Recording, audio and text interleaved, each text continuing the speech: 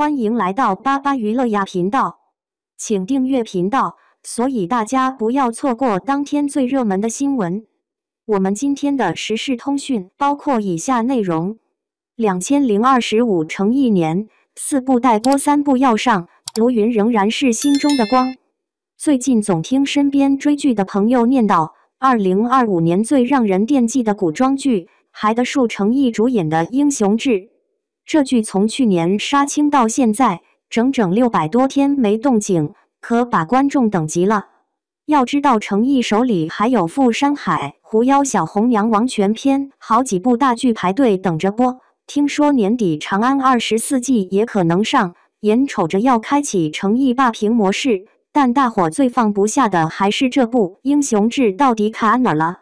说起这剧的来头可不小，制作方号称投资3个亿，请了王千源、郑业成这些实力派搭戏。故事背景放在明朝土木堡之变那会儿，讲4个男人被卷入皇权阴谋的生死较量。成毅演的卢云是个穷书生，本来在街边卖面条过安稳日子，就因为救了忠臣家的孩子，被朝廷当反贼追杀。最揪心的是刑场喊冤那场戏，大雨天里他不要命的闯法场，结果被当官的冷冰冰甩了句真相不重要，看得人心里直发堵。剧组在细节上确实下血本，听说光卢云逃亡用的破包袱就做了20几个版本，衣服上的补丁都得按照明代针脚缝。武打设计也别出心裁，没搞那些飞来飞去的特效，全是实打实的近身肉搏。有场竹林追杀的戏，成毅吊着威亚在竹子顶上跑了30多米，下来时候小腿被划得全是血道子，他倒好，还跟武术指导讨论动作不够狠。要说这剧最抓人的，还是4个男主的人物设定。卢云就像二胡声，高兴时候能拉得欢快，惨起来又揪心揪肺。郑业成演的杨素官像洞箫，看着冷冰冰的，其实藏着热乎气。萧顺尧演的秦仲海活脱脱是面大鼓，豪气起来震得人耳朵嗡嗡响。王千源演的武定远最接地气，跟唢呐似的直来直往。这4个大老爷们凑一块儿，愣是把明朝那点事儿演出了现代人的憋屈劲儿。特别是成毅演的卢云，简直成了观众心里拔不出来的刺。这角色太轴了，明明能低头认个错保命，非要梗着脖子跟朝廷死磕。有场戏是他饿得啃树皮，还要给流浪孩子讲圣人道理，拍的时候成毅3天没吃饭，真把树皮往嘴里塞。导演喊卡之后，他蹲在墙角干呕，把旁边群演小姑娘都看哭了。事后采访他说，卢云不是傻，他就是信人活着的有个理儿。说来也巧，成毅本人跟这角色还真像。在娱乐圈混了10几年，眼看着同期演员都买热搜炒 CP， 他倒好，整天抱着保温杯在片场转悠。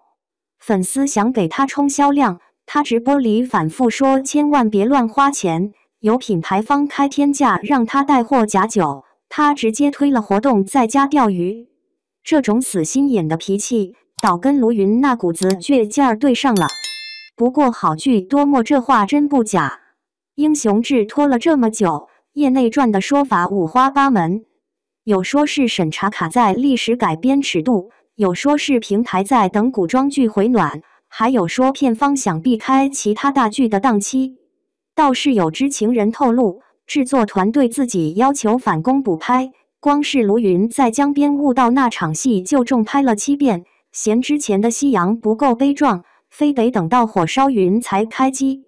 观众这边可等得心焦，原著粉天天在官微底下催更，有人把预告片里卢云的镜头剪成短视频，光我要这世间讲道理这句台词就刷屏了半个月。更觉得是有高校学生自发组织英雄志读书会，把原著和剧本对比着研究，连历史教授都下场分析剧中服装考据。这还没播呢，豆瓣上已经有2万多人标记想看，破了平台记录。要说压力最大的还是成毅，别看他表面淡定，私下可没少为这剧使劲儿。听说他专门请了明史专家上课，把土木堡之变前后3年的奏折都研究了个遍。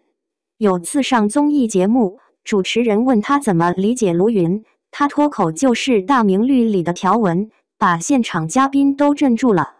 粉丝都说他现在走路都带着卢云的影子，有狗子拍到他收工后还在路灯底下背台词，羽绒服袖口没得跟剧里破衣服一个样。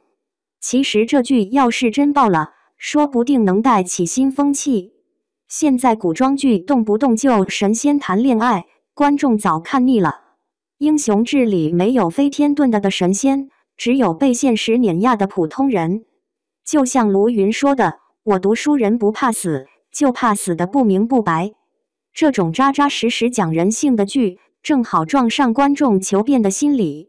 有院线经理预测，要是这剧能上星播出，收视率绝对能破2。当然也有人担心，现在年轻观众就爱看爽剧，这么沉重的题材会不会劝退？制片方倒是挺有信心，放话说要做成中国版《权力的游戏》，不过去掉那些血腥暴力，专注权谋智斗。从泄露的剧本看，后半段4个男主反目成仇的戏码确实带劲，尤其是卢云和杨素关朝堂对峙那场戏，台词写得跟刀片子似的，隔着纸都能戳人心窝子。眼瞅着今年电视剧市场要变天，各家平台都在憋大招。英雄志要是真能顺利播出，说不定能改写古装剧的玩法。现在观众精着呢，不好好讲故事，光靠流量明星可糊弄不过去。就像剧组道具师傅说的，我们做救卢云那件长衫，真拿砂纸抹了3天3夜。现在有些剧组的做旧就是泼酱油，那能一样吗？说到底，大伙这么盼着英雄志，盼的不仅是部好剧，更是想看看在这个快节奏的时代，还有人愿意慢工出细活。诚意有句话说的在理，好饭不怕晚，但别让吃饭的人饿过了头。